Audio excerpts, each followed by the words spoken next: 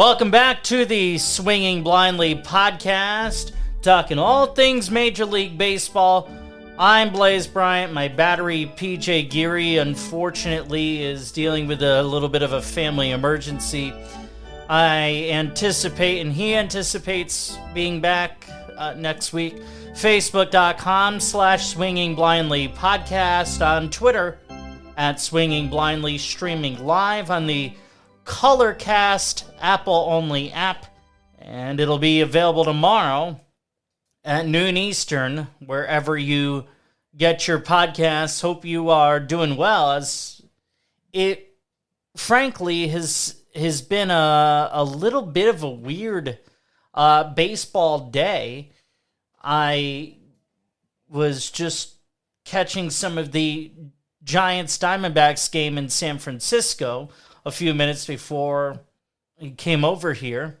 And then Arizona was up 3-1. San Francisco, showing that they have a little bit of comeback kid streak in them. They tied it up.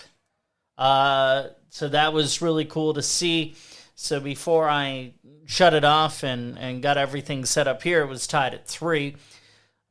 You have some really interesting streaks right now that are going on, and a lot to get into, as I'm hoping that I'll be able to bring you the home plate headlines here, as my Braille machine here that I read both my computer and phone screens, it was a little frozen here. Okay, so it looks like we have that unthawed. So perfect. So let's get into our home plate headlines for this July 13th.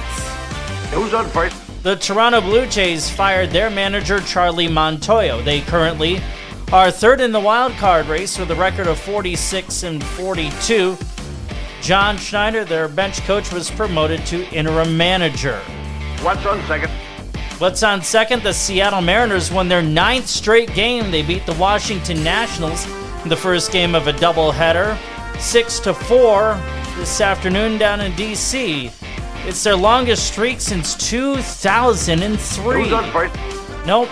I want to know. What's on second? No. I don't know who's on third. I don't know who's on third. Mets' Pete Alonso is looking for his third straight home run derby championship. Joining him at Dodger Stadium Monday night will be Ronald Acuna Jr., Albert Pujols, Juan Soto, Kyle Schwarber, and Seattle rookie, that would be Julio Rodriguez. As of, I'm just reading this, there's still 2 spots left in the field of 8. Giancarlo Stanton is rumored. I wonder if Aaron Judge will throw his hat in the ring. I guess we'll have to find out. Stay tuned to MLB.com, as they've been providing us with the latest and greatest info on the Home Run Derby. That's your home play headlines for this July 13th on the Swinging Blindly podcast.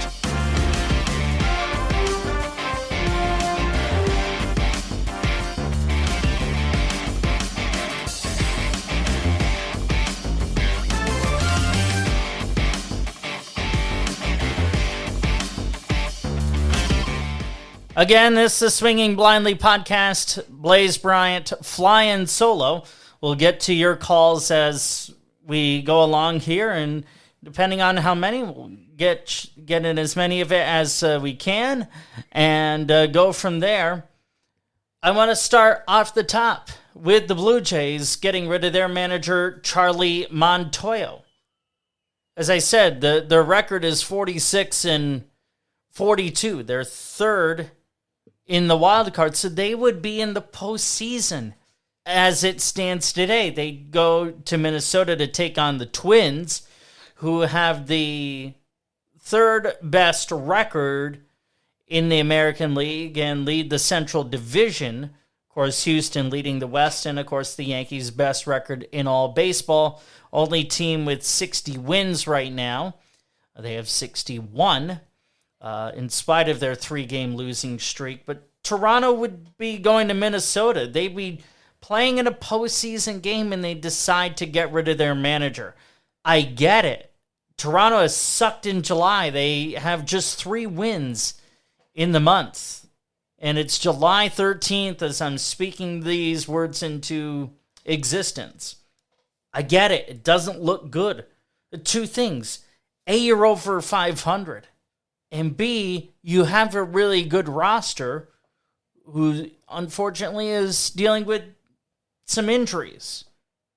I'm getting the sense that there is something bigger, or that whomever decided to make this decision said, we don't have a shot in hell at the division we were supposed to. This is what we thought going into the year. And the reality is, Tampa Bay is second in the American League East, and they're 14 games behind the Yankees. Unless there is an utter collapse, and you would hear me shouting from the rooftops as a Yankee fan, unless there's an utter collapse, the Yankees are winning the division. Same with Houston in the West. I mean, it really just baffles me, this move. Something bigger has to be going on, especially when you consider, and I don't know if there's a correlation here. Last week, Mark Wyszynski, who is the first base coach, well, I believe he still is. He's still with the Blue Jays, but stepped away because, unfortunately, his daughter died in a boating accident. I don't know if there's a correlation here, but it seems to me, I mean, maybe there is something here. I don't know. Is that what was causing? And certainly, how could it not be weighing heavily on the minds of the players? A young kid losing their life tragically in a boat accident, and Charlie Montoya getting fired. 3 wins in July. Is that something that could be contributing to this? And if so, I mean, there may need to be a broader mental health conversation that needs to be had. I don't know. I've not heard anything either way. But yeah, this is a big one. I mean, the Phillies firing Joe Girardi, not a move I understood why they did it when they did, but evidently that has, addition by subtraction. Robbie Thompson's come in, and this team, meaning the Phillies, they've seemed to have a kick in the ass that they needed. Joe Maddon getting fired by the Angels. I mean, they had to blame someone. I mean, and they're 4th in the American League West, way under 500. So Phil Nevin evidently has not been able to kick the Angels in the ass like Robbie Thompson has been able to do for the Phillies. Well, frankly, because the Angels roster has not a lot of talent. They have, on paper, the best player in baseball, Mike Trout. Anthony Rondon, he's not been able to stay healthy. They've dumped so much money into this team, and for them to suck as bad as they do is not something I really understand. But if I understood it, maybe I'd be covering them. I think that's the only way you'd be able to understand it, is if you covered them. And now with Montoya being out in Toronto, John Schneider promoted to interim manager from bench coach. Headline number 2, a lot sunnier, and the Mariners have been sleepless in Seattle and on the road. Well, one of the reasons why Montoya was fired in Toronto is because the Mariners took the brooms to the Blue Jays in a 4-game series in the Pacific Northwest at the end of last week. So, Seattle, 9-game win streak, longest since 2003. I mean, that just says how significant this is for the Mariners. This is a team, remember, that has not made the playoffs since 2001. 2001. Can you believe that they never made the playoffs with Ichiro on their roster? I can't believe that. And I'm saying it to you. I mean, the Mariners had some good teams on paper, but hey, they couldn't beat the A's and they couldn't beat the Angels because those two teams dominated the division, or have dominated the division for the past. Well, I shouldn't say for the past, but they did for a period of 15 years before the Astros came out from under a rebuild from hell and, well, made things happen. That's something that, hey, you celebrate a 9-game win streak in Seattle, but you have to do more. I mean, that's just the simple reality of it. Now, on that level, at least right now, are the Baltimore Orioles. They are shockingly at 500. I mean, can you believe that? Can you believe that? I can't. And sure, they can't either. They have a better record than the Angels. Not to pick on the Angels, though I like to. They're doing better. A 9-game win streak. I mean, they're literally right at 500. I mean, how cool? How cool is that? Good for Baltimore.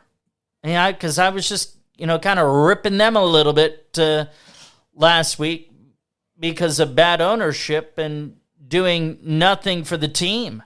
I really don't get it. Join me on Colorcast, Facebook.com/Swinging Blindly podcast, on Twitter at Swinging Blindly, and at Blazin' Takes. That's BLAISIN Takes on Colorcast. Good for Baltimore. Do I think they can keep this up? No, I don't. This is a team that right now is really hot and, well, one of the hottest in baseball. But you're not going to be scared to play the Orioles, at least I don't think. And if you end up being scared to play the Orioles, well, hey, what's the kid that they brought up recently? Adley Rushman, I believe his name is. Young catcher. And again, I have not seen him play because he really didn't play when the Yankees and Orioles have squared off. So I look forward to, and I need to make it a point to catch the Orioles, which is something I never thought I would say in the next 3 years. I'm saying it on July 13th of 2022. Wow. Weird. Now I have to talk about my Yankees for a second. As they're in a little bit of a funk right now, 3-game losing streak, split the series with Boston in Fenway Park.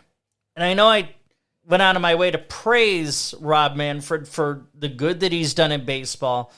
With the 20-second pitch clock that's going to be coming in. Getting rid of the overshift, good thing. 3-batter rule, also a good thing. And I think this goes next year, and I hope to God it does.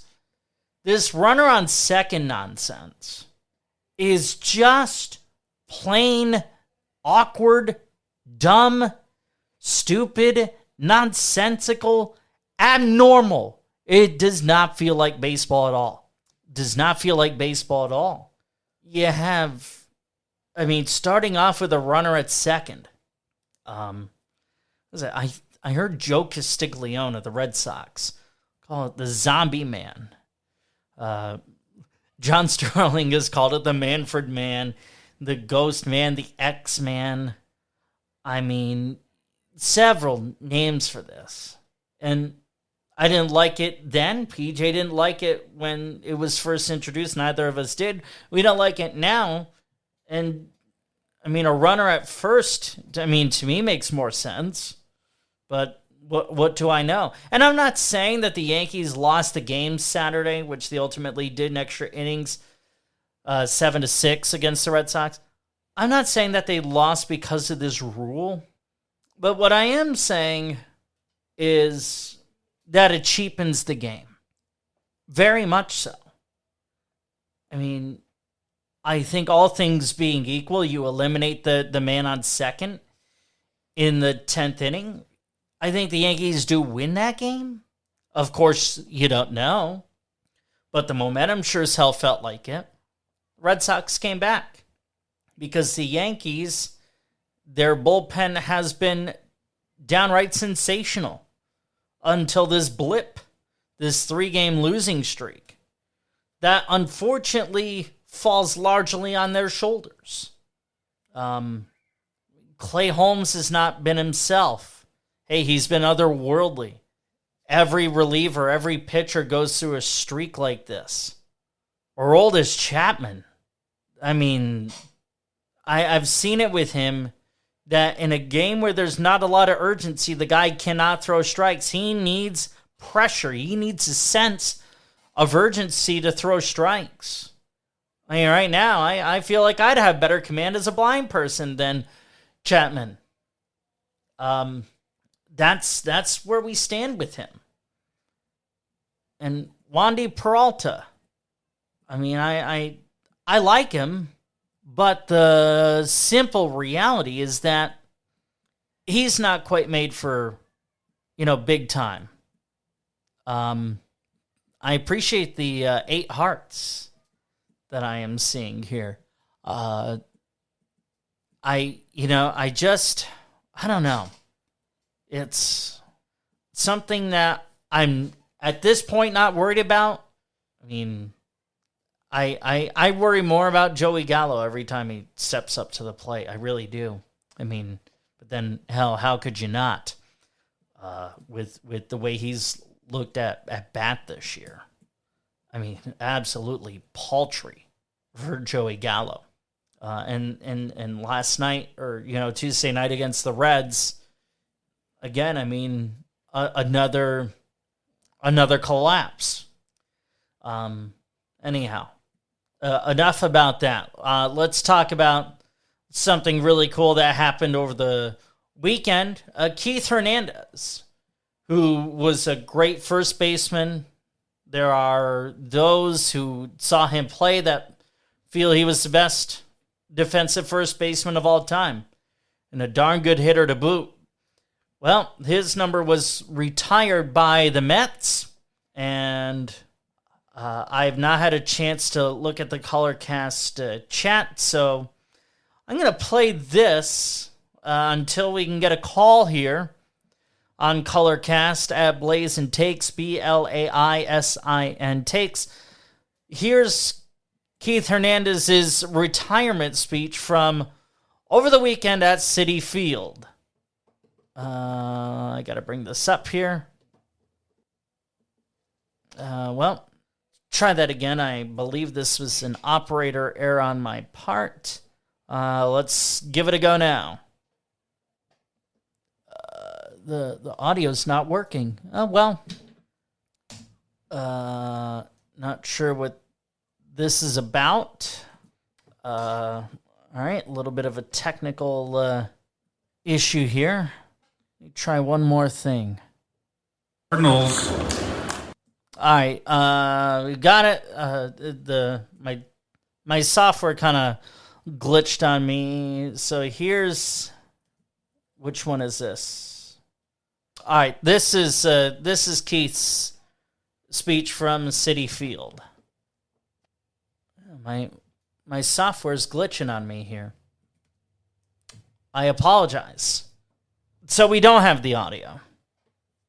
It was working perfectly fine before. Just add to the weirdness of the day. Here on the Swinging Blindly podcast, I'm going to keep trying. I do have another clip, his Hall of Fame speech when he was inducted in by the St. Louis Cardinals. Keith Hernandez is not in the Baseball Hall of Fame. Probably should be. Let's see. Do we have his Cardinals speech here? Yes. First of all, I want to thank the Cardinals for having me here. The Cardinal organization, which I have long bonds with as a young kid growing up in Pacifica, California. And I want to thank the DeWitts for being so hospitable here, and all the Hall of Famers that came here to share this with me today, as well as congratulations to Tommy and John. I think we all got the same story here. We grew up as kids. I was fortunate to have a father that played pro ball. I think you all know the story. World War II came, and my dad joined the Navy and served over in Pearl Harbor for 4 years. And Stan Musial came along in 1945 and was in the same ship repair unit as my father. They played on the Navy team that year. And then as a young kid growing up, Stan would leave us, my brother and I, tickets at Candlestick Park. And this was around 61, 62. Stan was on his last leg. The Cardinals were ready to win the 1964 World Series against the Yankees. And I got to go in the clubhouse, my brother and I and my father, and sit next to Stan Musial and Ken Boyer. Little did I know that those two people would be so important in my career, but it made me a Cardinal fan.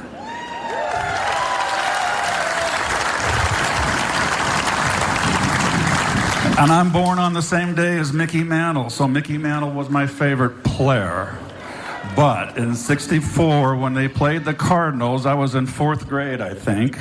I rooted for the Cardinals and loved their 7-game win against the Yankees. And then to be drafted by the Cardinals out of high school was just an absolute dream come true for me. There were so many other teams that could have drafted me, but fate had it that the Cardinals would draft me, and I would go into pro ball at 18 years of age. I was called up in 1974. You have Lou Brock, you have Tim McCarver, you have Bob Gibson, and you have the holdovers from the 1960 great decade of Cardinal baseball. And I take Tim McCarver's spot on the roster. That didn't make Bob Gibson very happy. So I was thrown in at 20 years of age with a team that was fighting it out with the Pirates. If you remember, in '74, we lost the last day of the season, or the next to the last day of the season. Bob Gibson at 40, I believe, pitching down the stretch, and I'm a young kid just watching, and I got a little playing time. And Bob Gibson, I watched him go 5-0 in September, and just dealing. And then the final game that we lost, he lost 2-1 or 3-2 in Jerry Park in Montreal. That sent us home. He lost 2-1 or 3-2 in the 8th inning. Mike Jorgensen hit a 2-run home run off him on a very short porch in Jerry Park. At Busch Stadium, it would have been an out. And that was the only game that Bob lost. And so I'm, at a very impressionable age, was just thrown into this clubhouse. Ted Simmons was there. And Ted will attest, it was a tough clubhouse. I was the youngest guy there, and I felt like I was a sapling in a forest full of oak trees. And I just didn't feel like I belonged. But I had a few people that were wonderful to me. And one of them's here, too, and I want to recognize him. Ted Sizemore, your second baseman. Ted, stand up. Yo. Ted is here at my request. He meant so much to me. Ted, you're the best. One very, very, very, very important man in my life, and I think you all know it's well documented. And Jackie, you're here. It's Lou Brock. And I'm glad you're here. Lou meant so much to me. I don't think I would have made it without Lou. For some reason, he must have saw something in me, and he took me under his wing. But it was tough love. If I felt sorry for myself, he'd get in my face, and Lou's so gentle. So he would just get in my face and be stern and say, get mad at the pitcher. Don't feel sorry for yourself. That pitcher's out there that's going to get you out in the real world and get you away from the game you love. Get mad at him. So I'll never forget that. I learned so many lessons from Lou.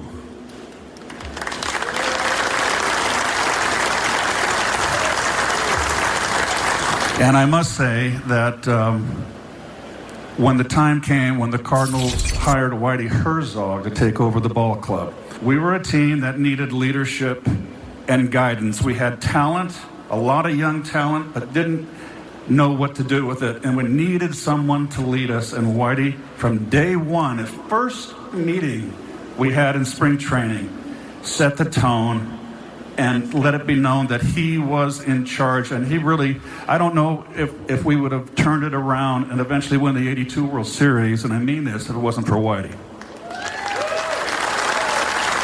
Keith Hernandez, St. Louis Cardinals Hall of Fame speech. Whitey, he made me a better player. That 82 group was the best group of players I'd ever played with. There was no large egos. Gosh, we had George Hendrick. I mean, Whitey's main job was to keep Joaquin Andujar happy, and that just meant you're going to get the ball the next 5 days. That's all that Joaquin cared about. And I think Joaquin's career was turned around because of Whitey. We had a great infield, we know that. I had Tommy Herr on my right. The greatest shortstop, I have not seen a better shortstop. I think the greatest shortstop in the history of the game, Ozzie Smith. And Obi moved over to third base. And then we had Willie McGee in center. And Lonnie Smith and George in the corner outfield positions. And it was just a great defensive club. Whitey knew with AstroTurf and our big stadium that he had to put together a team with speed and defense and pitching. And we really had a great bullpen. And Whitey was a great engineer. I remember Whitey told me one time, he never thought I listened to him, but I did.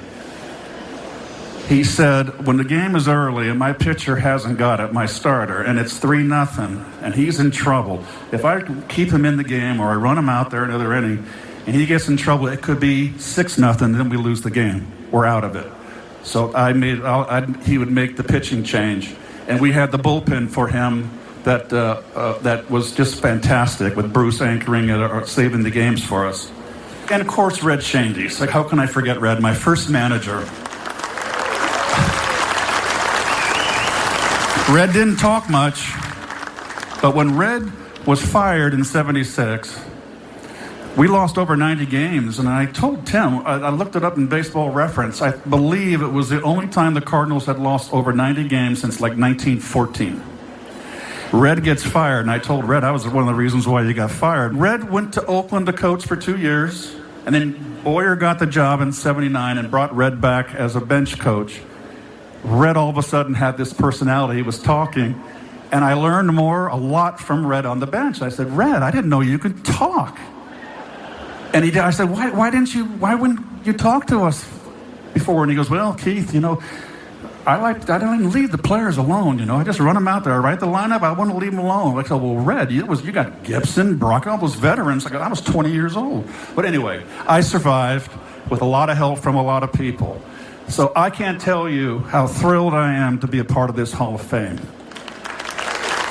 This really, I can't tell you. To grow up as a kid in Pacifica, California, being a Cardinal fan, and then wearing the Cardinal uniform, and then being on a World Championship team as well, is just, and now the Hall of Fame is just the cherry on top, and I can't thank you enough. And I struggled early in my career. I would not have wanted to struggle early in my career in New York.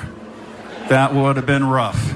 You folks, and I mean this from the bottom of my heart, you held in there with me, you pulled for me, and that was big because I was very fragile back then, and I thank you for your support. And I'm just glad that we were to be a part of the Cardinal organization, to be a part of Cardinal history, part of one of the teams that have won a world championship here in St. Louis. So thank you very much. Keith Hernandez in his Hall of Fame speech when he was inducted by the St. Louis Cardinals last year here on the Swinging Blindly podcast. Blaze Bryant flying solo. I sure hope to have my battery mate PJ Geary back with me next week, as he is unfortunately dealing with a family emergency. Facebook.com/Swinging Blindly podcast. On Twitter @Swinging Blindly, and streaming live on the Colorcast Apple app. Just to talk about that speech a little bit from Keith Hernandez. it was, I think, he who pretty much said because the Cardinals were down 3-1 in that 82 World Series, and it was Keith, I believe, from different things that I heard, that pretty much rallied the troops, and, well, they came back and won that 82 World Series. And less than a year later, he was traded to the Mets. I couldn't imagine what that was like for Keith, going from a World Series champion to a last-place team in the Mets in 83, at least in that point. It was June of 83. And Keith, we'll hear Keith talk more about that in a second. And pretty much brought the Mets back into relevancy, of course. He didn't do it single-handedly. No team has success single-handedly, at least in my opinion. And actually, here we go. Because I fixed the technical problem while we were playing Keith's speech from St. Louis. This is his retirement speech from over the weekend at Citi Field. Should I step out of the box?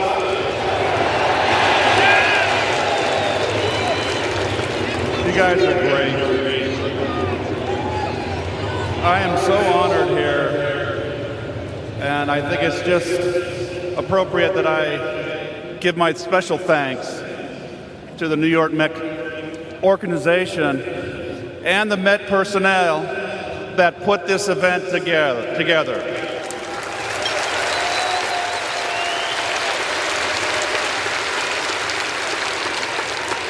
I think I really want to especially thank Gabrielle Jasper, Lorraine Hamilton, and Jay Horowitz.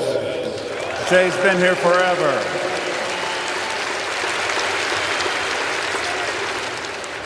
Special thanks to Steve and Alex Cohen. His generosity, flying everybody in, is just above and beyond. And I thank you so much.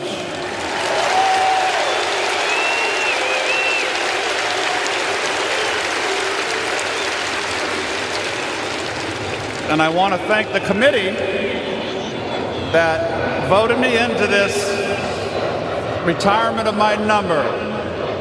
It is such a great honor. It is the biggest honor that can be bestowed on a player by the organization. And I've been here for almost 40 years.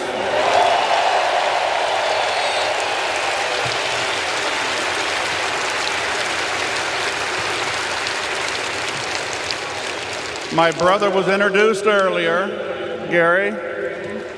You had a lot to be grateful, you Met fans, for this man right here. This game is full of ups and downs. We're fragile. He was always my good luck charm. And Gary, I love you. I'm so glad you're here, along with the rest of everybody. My girls, my grandson, all of them.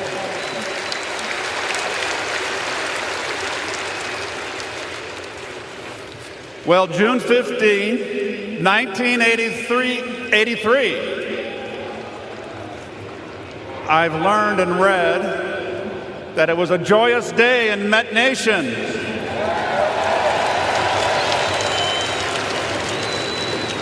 Little old me in St. Louis wasn't very happy. What did I know? A life and career-changing event. I cannot tell you. I remember Frank Cashin talking to me on the phone, our first conversation, saying, "Welcome to the Mets. We have not squandered our draft picks, and we feel we're ready to turn the corner." I was disbelieving. The last place Mets for the last 7 years. But when I went to spring training in '84 and I saw the group of talented athletes, all young, bright-eyed and bushy-tailed, looking up at me, I knew we had something special.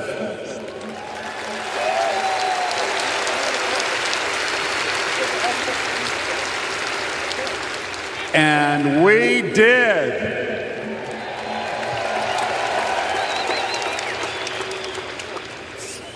I also realized that as I came over as a veteran and from a world championship team, that there was a responsibility that went along with just being a player and being a teammate. I realized that I had to set an example of how I conducted myself on and off the field.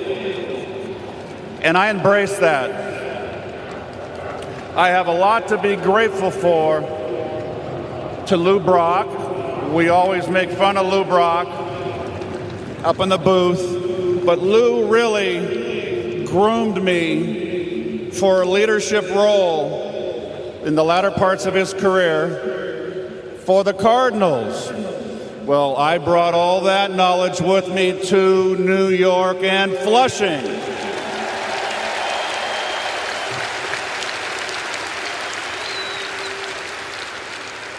All these young guys, Daryl, Doc, Ron, Walt, Ed, Mookie, Roger, Fitzy, and Jesse. They rejuvenated my career. I was a little listless at this stage of my life, in my career, having won the final brass ring, a World Series championship in St. Louis. I needed another goal, and I came here, and these young guys inspired me and rejuvenated my career. Keith Hernandez, New York Mets retirement speech. I never dreamed that we would turn it around so quickly, and I say we. It's a team. I always felt myself as just a player, one of 25. Nothing special about me, just one of the guys. And then having a great time and working hard for a championship. And we did!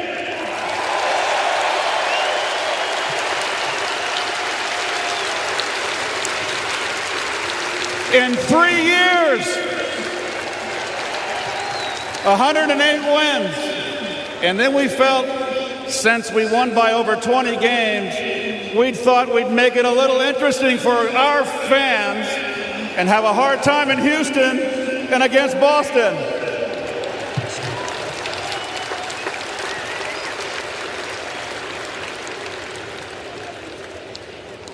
This is just a great moment for me. I never dreamed I would be this long in the organization. 17 years in the booth with Ron and Gary. Our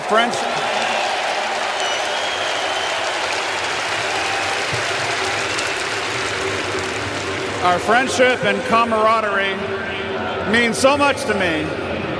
And those in the truck, our unseen team behind us, it's just a very special thing. New York has been great to me.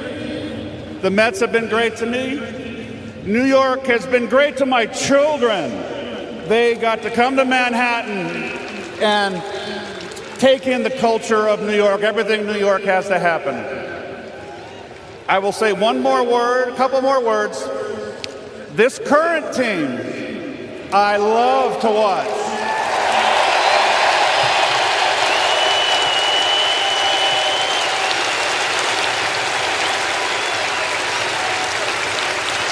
You Met fans know you're on top of it. This team comes out and hustles. They play hard and comport themselves like professionals. It is a treat. And your support to this team like you gave us in the 80s.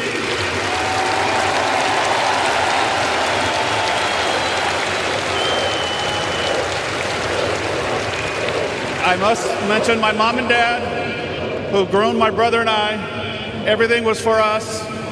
I remember living paycheck to paycheck, but we had the best spikes, the best gloves, the best bats, and in football, the best spikes, in basketball, the best basketball. And they sacrificed everything for us. And my father taught us how to play. And I am forever grateful. And I know they're up there watching.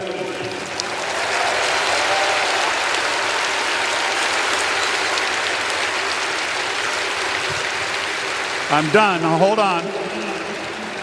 I am absolutely humble and proud that my number will be up in the rafters for eternity, along with Casey, Gil, Tom, Mike, and Jerry. 60 years of New York Mets.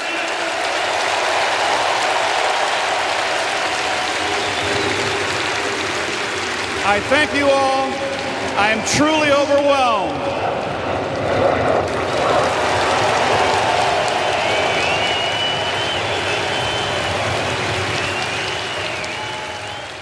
Keith Hernandez, in his number 17 retirement speech over the weekend, joining Gil Hodges, Casey Stengel, Tom Seaver, Mike Piazza, and Jerry Kuzma as the 6th New York Met number to be retired. And I know, as a Yankee fan, people expect me to be critical of the Mets. It has been pretty easy to be critical of the Mets because they have not had a lot of success, with the exception of a couple of glimmers with the Wilpons.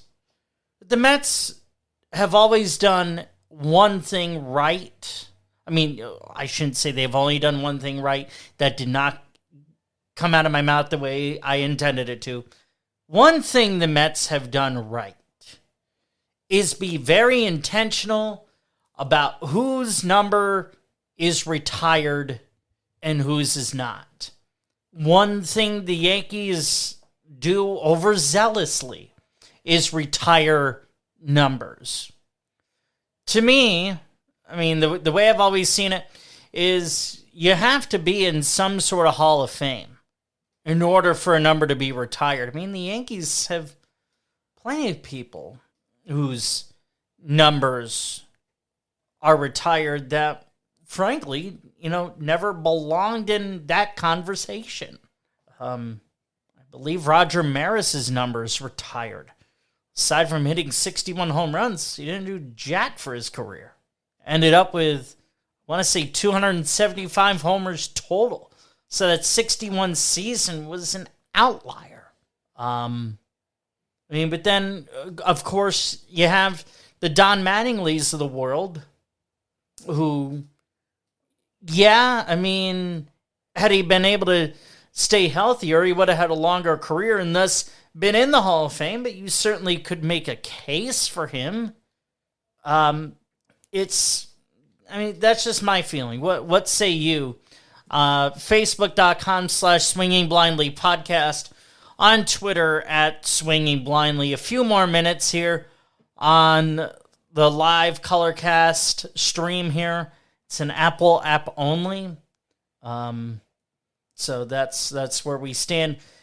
I was looking at the standings earlier, and I was completely amazed by this. And this is another problem baseball has. Half the teams, 15 out of 30, are either 500 or below. The Baltimore Orioles are an even 44 and 44, 500, which, again, it's a shock that they're this good. Granted, they're on a 9-game winning streak and playing really damn well. You have the Cleveland Guardians in the Central. You have the Cleveland Guardians at 500. You have the White Sox, Royals, and Tigers all under 500. White Sox by 3 games under. Detroit and Kansas City, don't even talk about it. That's that situation. You look at the American League West. You have just Houston and Seattle above 500. The Rangers in 3rd place. Angels and A's all under 500, somewhat significantly. I mean, the A's have barely won a third of their games. I've beaten that dead horse last week. You look at the National League East. Pretty close race between the Mets and the Braves. Mets 2.5 up. They helped themselves today by beating the Braves 7-3. Phillies, they're 7.5 back, but still over 500. So you just have Miami and the Nationals. Miami's something like 4 out of a wild card right now, and they're under 500. Again, I mean, it cheapens the product. Another baseball problem. It's regional, and the product seems to be cheapened more and more. Hopefully that changes with some of these implementations next year. Let's see. You look at the Central. It's just the Brewers, who lost in walk-off fashion to the Twins today, 4-1, and the St. Louis Cardinals. Everyone else way under. Pittsburgh, Chicago, Cincinnati. Ugh, gosh. Doesn't smell like teen spirit, that's for sure. And then the West, you have the Dodgers reigning supreme. The Giants, they did come back and beat the Diamondbacks 4-3. Diamondbacks, I mean, well, that's just it. Giants are over 500, Diamondbacks are not. So Diamondbacks and the Rockies are well under 500. I mean, 15 of the 30 teams. And you look at it. I mean, Miami, Chicago, the White Sox, that is. Texas. I mean, they're right in it for a wild card. What? I don't get it. I mean, obviously you can count out Cleveland, Baltimore. I mean, they're right in it too. Obviously, you can count out the A's. You can count out the Tigers and Royals. Angels probably as well in the American League. And everyone else, still kind of in it. Albeit long shots for a team like Texas. But hey, I mean, Seattle woke up from practically the dead and rattled off 9 in a row. So as John Sterling says, and it's accurate, and people kill him for it, but he's right. How can you predict baseball, Susan? It's so true. And then you look at the National League. Obviously, you can eliminate Cincinnati, Pittsburgh, the Cubs, the Nationals, Rockies, and Diamondbacks. You can bat those 6 teams off. Miami is they're in the conversation. I mean, that's the one thing that this does is it makes the last month of the season important, I guess. I mean, because it's the 3rd wild card, yeah, I'll be tuning in, but that doesn't mean that I don't think the product is cheapened. Hey, I do a podcast. I do this podcast once a week. So, of course, I got to be glued into it. And I want to be glued into it because baseball is my favorite sport. With that being said, I mean, you cannot help but acknowledge that the product has cheapened. And, I mean, at least baseball's not like the NBA and the NHL, where over half your damn league makes the playoffs. I mean, come on. What kind of nonsense is that? And it's been that way for some time. Again, it cheapens the product. It lengthens the postseason, and then you just have seasons. I'm sorry, hockey should not be going into the summertime. Baseball should not go on beyond Halloween. Basketball, that should end by summer as well. I'm sorry. And the NFL, I mean, that season's starting to run long too. Oy vey. But what do I know? I'm just a fan like you. Let's see here. Not looking like a lot of action here on Colorcast. Nope. So I'm just gonna put a bow on the show by, keep spreading the word about the Swinging Blindly podcast. I anticipate, like I said, PJ being back with me next week. Facebook.com/Swinging Blindly podcast. On Twitter @Swinging Blindly.